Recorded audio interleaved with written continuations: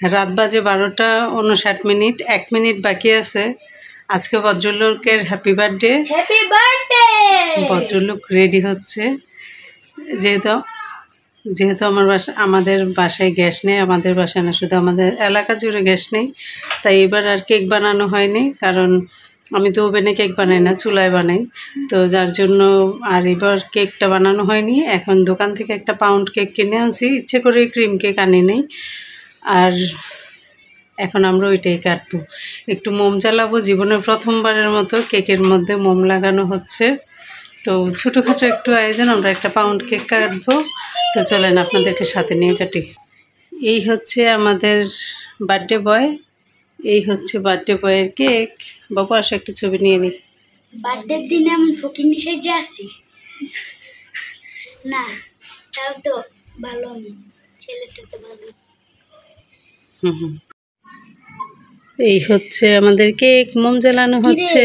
মোমগুলো যায়।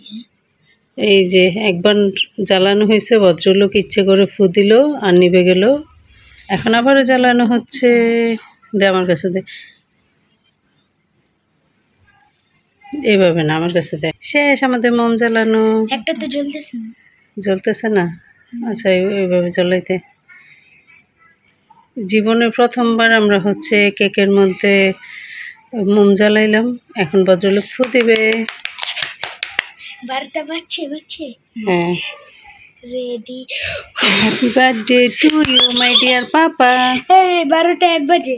আমি কাটবো যা। ডিং ডিং বিসমিল্লাহির রহমানির রহিম। টিং টিং চাং চুং টিং টিং চাং চুং, হ্যাপি বার্থডে টু ইউ বাবা। এবার বাবা। এখন বোন খাওয়াই দেবো ভাইকে। খাও খাও খাও।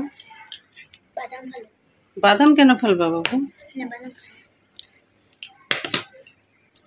আমি একটু খাওয়াই দিই, তোমাকে দাও। দরকার নেই, না দিয়ে তাকাই। আসো আমরা একটা ছবি নিই সুন্দর করে। এখন এটাই স্টোরি দিব। অন্ধকার আসে তোমার মুখ।